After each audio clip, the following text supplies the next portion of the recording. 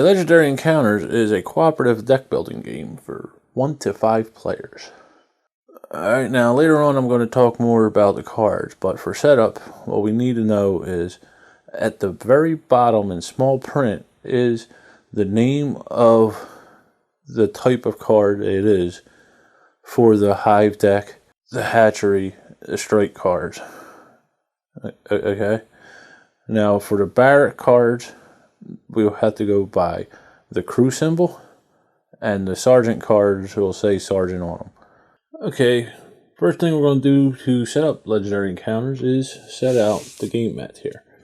Okay, now first we'll do the basic setup, and then we'll get into each scenario based setup and all that.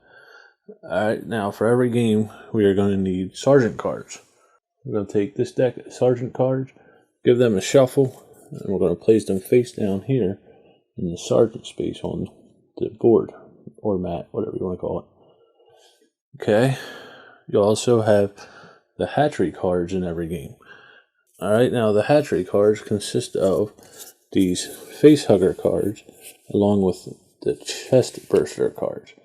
Okay, they're all the same, and we just make a pile out of these two different types of cards, place them face up in the hatchery section of the board here.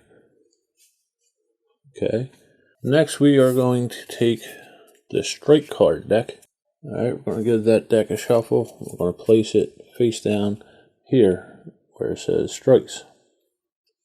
So now we're going to have a couple decisions to make. The first decision we're going to make is which of the 10 characters in the game we want to play. Okay, it could be the scout, the synthetic,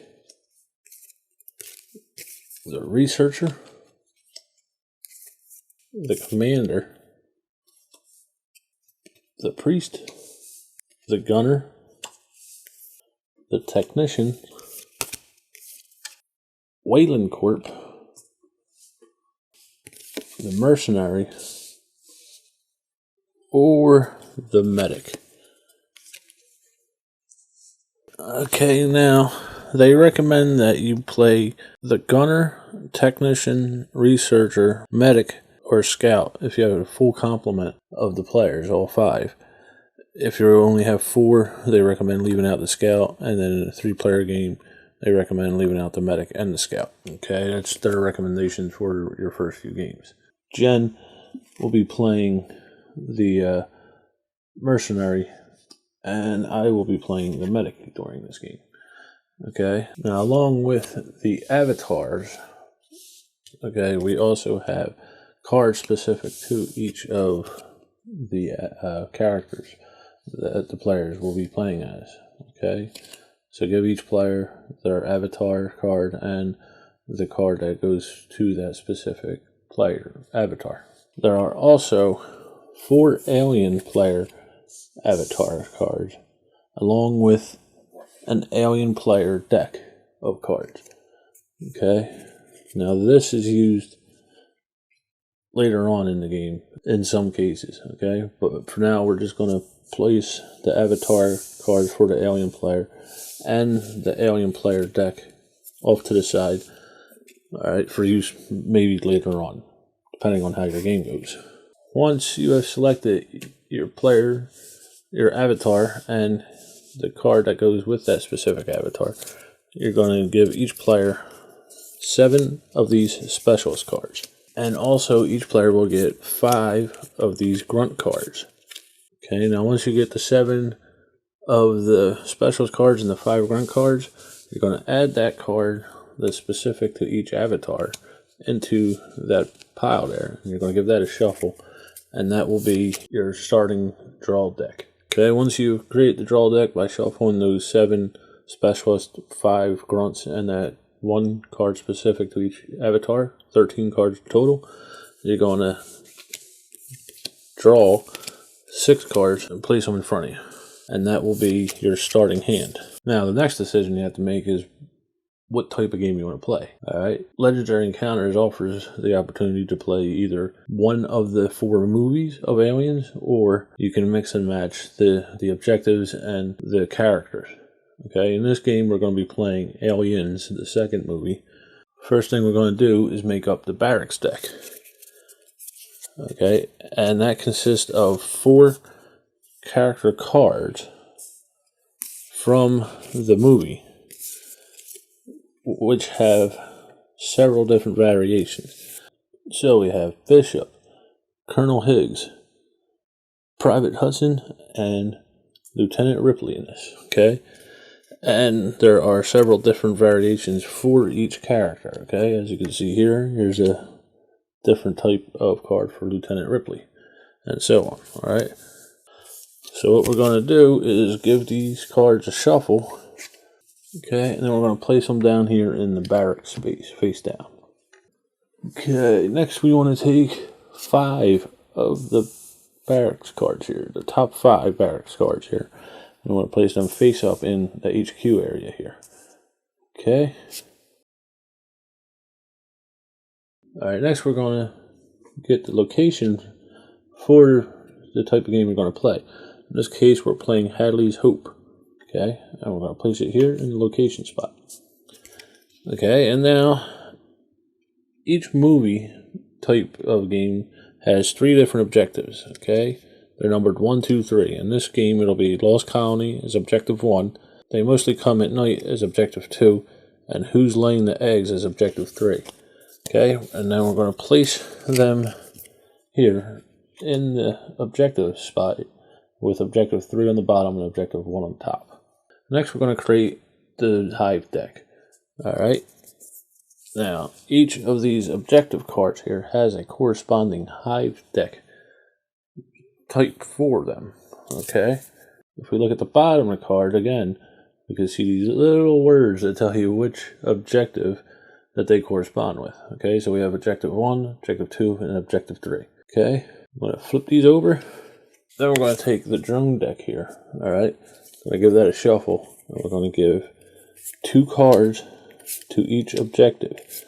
Okay, because this is a 2-player game. You would give as many cards as there are players in the game. Alright, so if you're playing with 4 people, you would give 4 drone cards to each objective of the hive deck.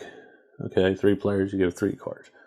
Alright, then starting with the 3rd objective of the hive deck, we're going to give that a shuffle, and we're going to place it face down here where it says hive.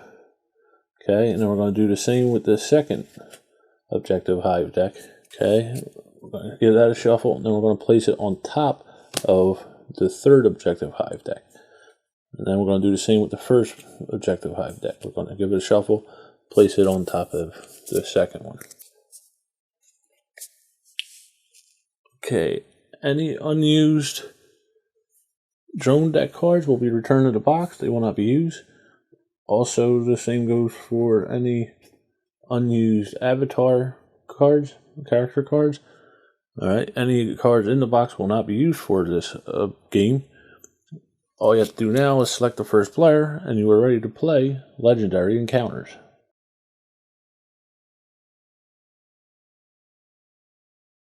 Okay, folks, here we go. Legendary Encounters.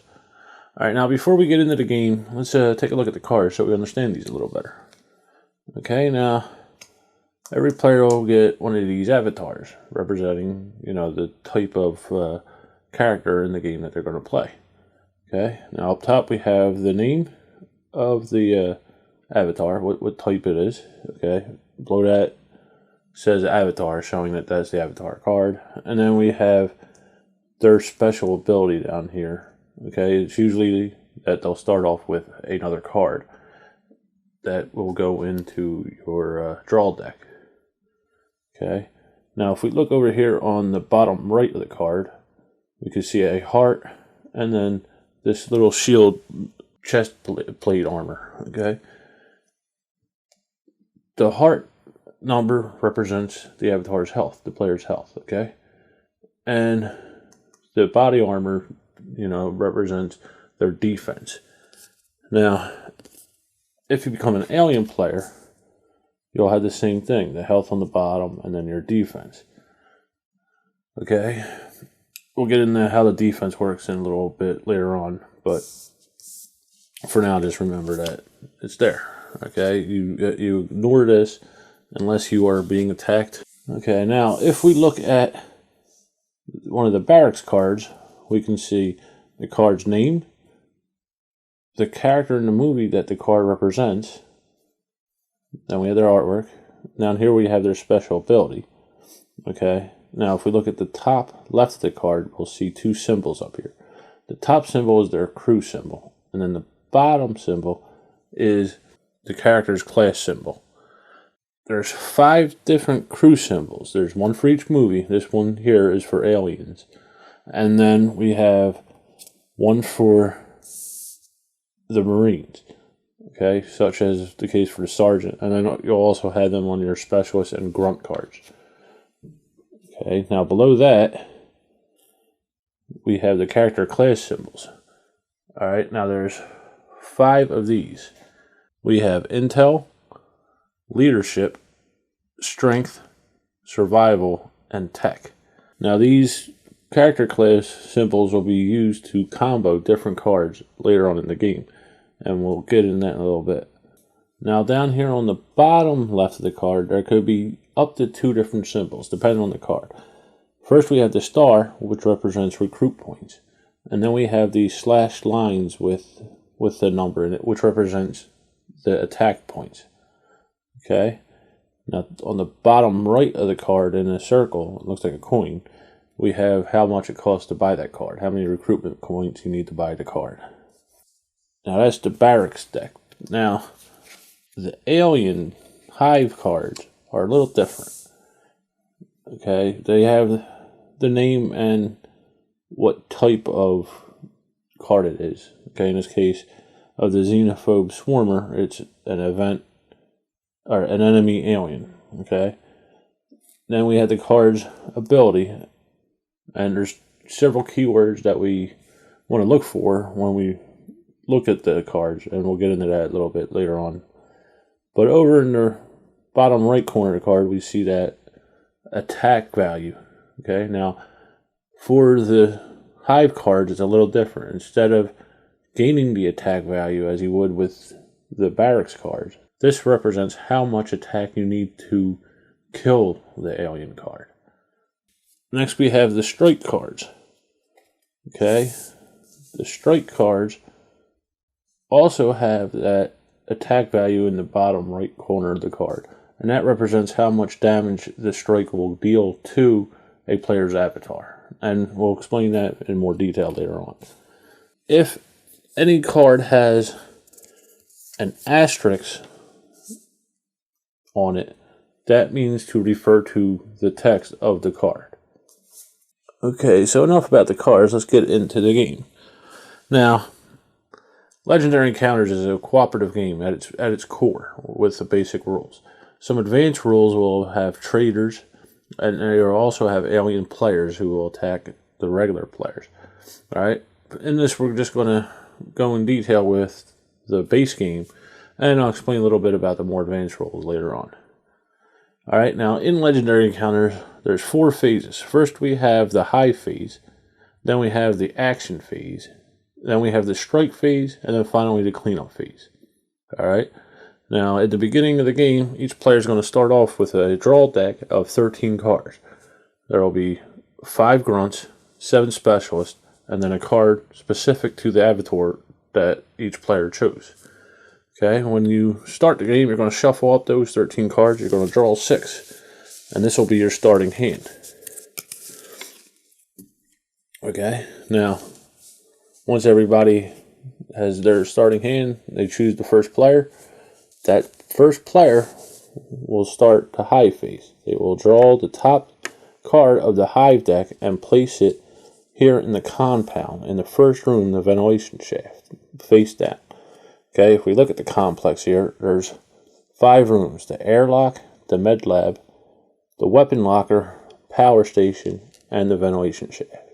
Alright, now as the game progresses, each hive phase, a player will draw another card from the top of the hive deck, sliding cards down as they go. Okay, so each turn, a player will draw a hive deck card, place it face down, in the ventilation shaft, pushing other cards down the compound. Alright? Now, if there's ever a gap in the complex rather, because of a card being revealed and killed off, then you would simply slide that card down to fill in the gap, and then put the next card down in the ventilation shaft. Alright, once the complex is completely full, and a card has to be placed in the ventilation shaft, pushing the rest down, the card in the airlock will go down to the combat zone and be revealed and flipped over. Okay, and then the rest of the cards will slide down, and the ventilation shaft will get a new card from the hive deck. Now, in some cases, certain cards will be able to block one of these rooms in the complex, such as the egg here. Okay, they're stationary objects.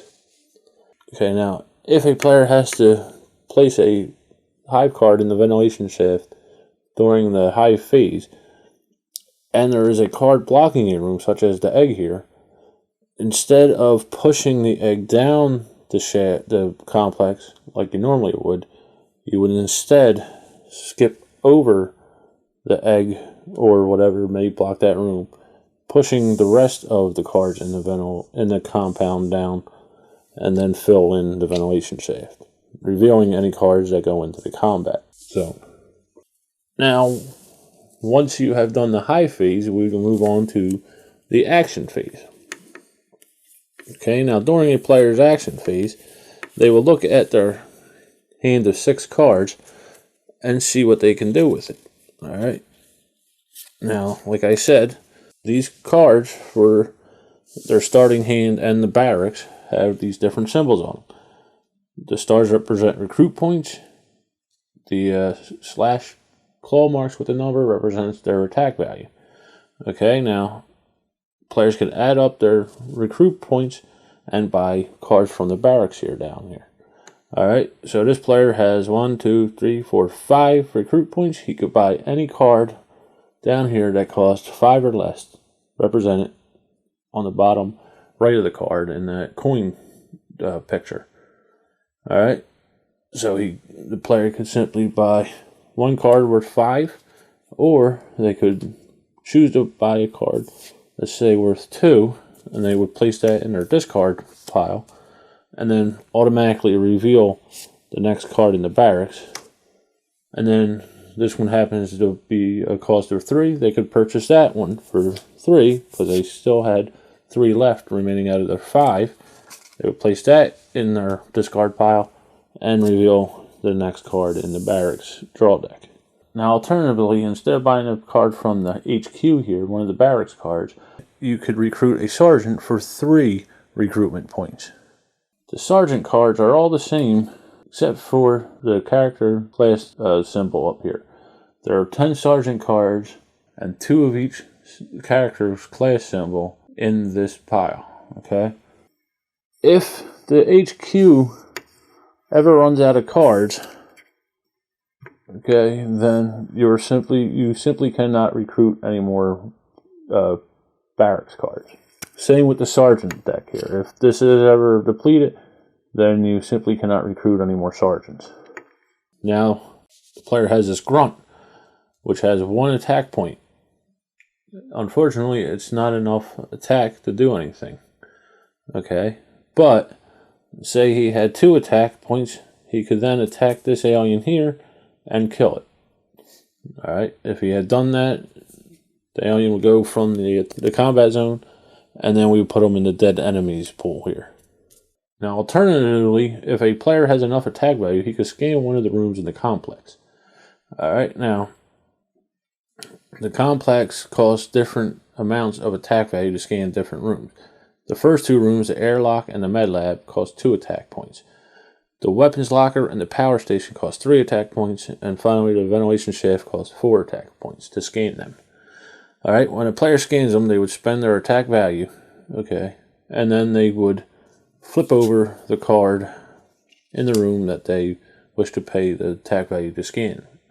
Okay, now they could do this multiple times. So say this player had 5 attack points. He could scan 2 rooms worth up to 5 attack points. Okay, same with the enemies. If there were 2 enemies here, and say he had 5 attack points, he could kill off both enemies, and the remaining point would be lost if he could not spend it on something else. Okay, they can be accumulated and divided any way you wish to. As you can see, we have an event card and a hazard card here. Alright, inside of the Hive deck, there are certain cards like the event and hazard card that will trigger things from either the objective card or the location card. The event card will trigger something on the objective card, in which case you just look down where it says event and then read what the text is. Some of the alien cards, the Hive cards, also have event on it. Okay, so these cards can be triggered if an event card is revealed either by scanning a room or if it makes its way down into the combat zone. Okay, you would simply follow the text on that card and then do whatever it says. Once the event card is, revealed and it's not used for anything, then you would discard it over here where it says discard hazards and events. Okay, hazards work the same way, but instead of looking at the objective card, you would look at the location card and see what effect it has. Okay, there's hazards for each objective in the game. Okay, so once you did whatever needs to be done for the hazard, you would discard the hazard card in the same place as the event card. When a Hive card is revealed, there can be certain effects, okay, depending on the card. I'll say reveal. When the card is flipped over, it's considered revealed, or when it goes into the combat zone, it's also considered to be revealed. Then you would do whatever the text says. If the card says death, then that means when the alien is killed off by one of the players and sent over here to the dead enemies pool, then you would do whatever text effect is on it. If the Hive deck ever runs out, you would take any of the characters, the dead enemy characters here, shuffle them back up and create a new Hive deck out of it. Alright. If this has to be done twice, then it's considered as being overrun with aliens and the players lose the game. Okay, say later on in the game, this player collected some cards from the barracks. Okay, some cards have these character class icons, like I said. Okay, which will trigger special abilities on them. Okay, so in this case, you want some of this.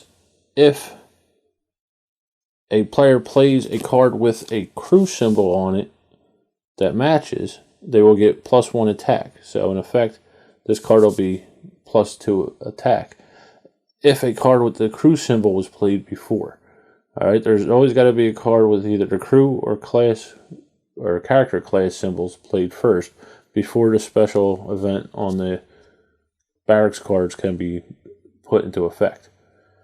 Alright, same with here. If there was an intelligence card played first, then the crucial analysis could trigger their special ability. Okay. And again, whenever there is this asterisk, refer to the text. Now, we'll say this is his hand for later on with the cleanup phase, and I'll get into that in a second. Okay, once we're done the cleanup phase, we will go into the strike phase. Say we had an alien down here in the combat zone at the end of the turn. Alright. The player would then draw a strike for each alien in the combat zone. So we would take one card from the strike deck here and we would put it underneath his avatar. Okay, now as we can see, there's a 0 here, so nothing would happen. The player got lucky, he didn't lose any health. However, other cards do have a value, such as somebody help, which would subtract 4 points from his life value. So he would be down to 6 points now. Okay, if he ever reaches 0 points, he would die and he would be out of the game. Now, there are some strike cards that have red numbers on them. Red numbers cannot be healed, whereas if a strike card has a white number on it, that one can be healed through certain game effects throughout the game. Okay, and again, if you have a strike card with an asterisk on it, you would refer to the text.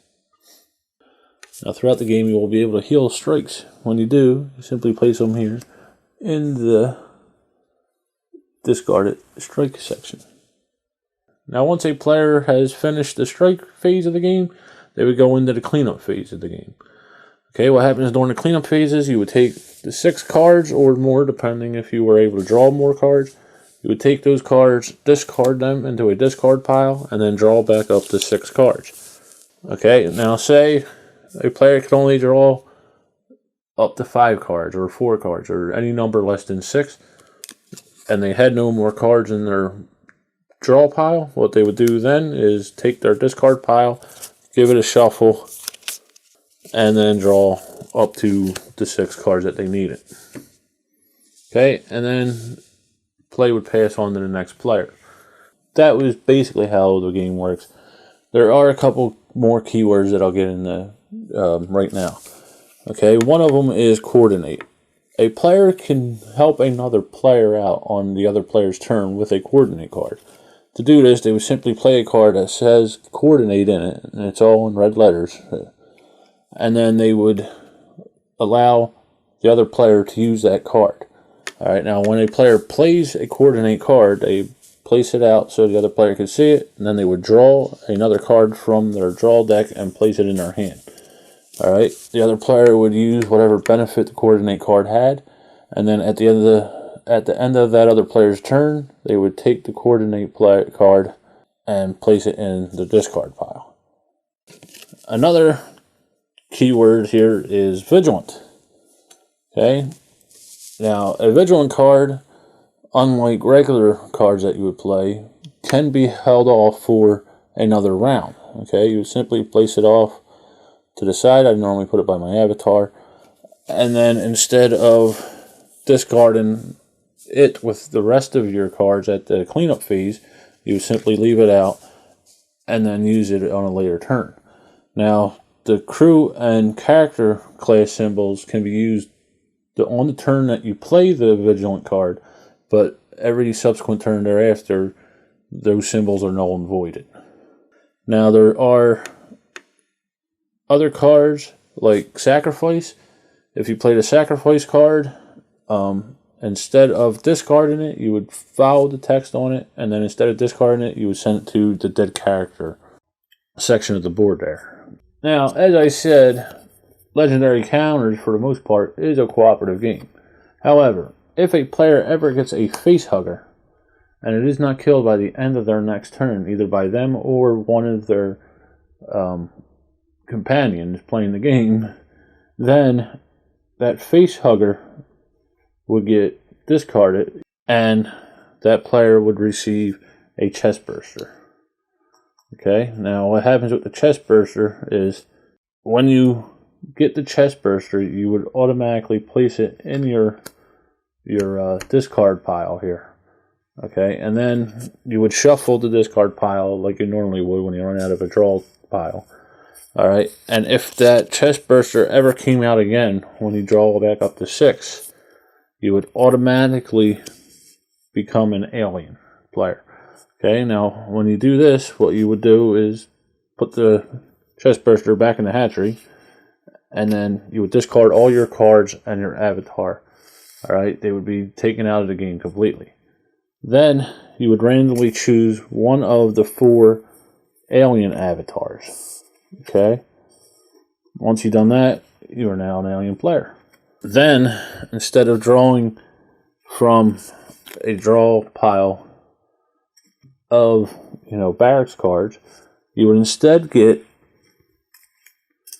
this alien player deck. Alright, and this would be shared among players if there's more than one alien. You would draw 6 cards like you normally would, and play them on your turn.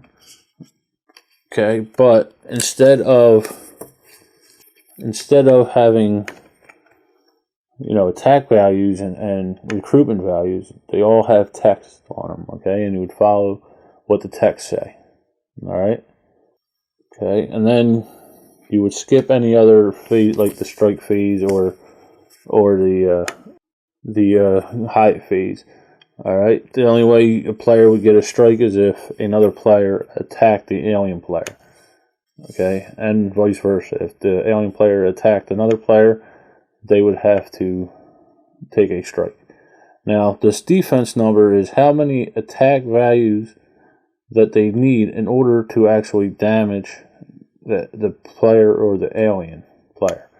Okay, so if one of the players on the board wanted to attack the alien player here, they would need 7 attack values before this player would take a strike card. Alright, and then it's the same as with a regular player. Once his health reaches 0, he would die and be out of the game.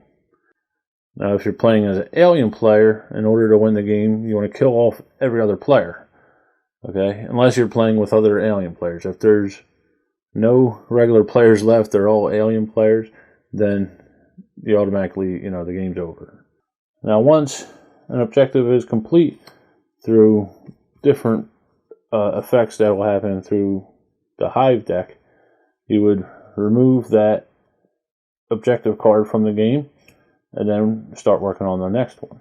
When the third objective card is completed, players win the game. So the game will continue like that until either the players complete all 3 objectives or all the players are killed by the aliens, whether it be simply just by getting worn down on attack points, or you have to shuffle the Hive deck twice. Okay? And that is how you play Legendary Encounters.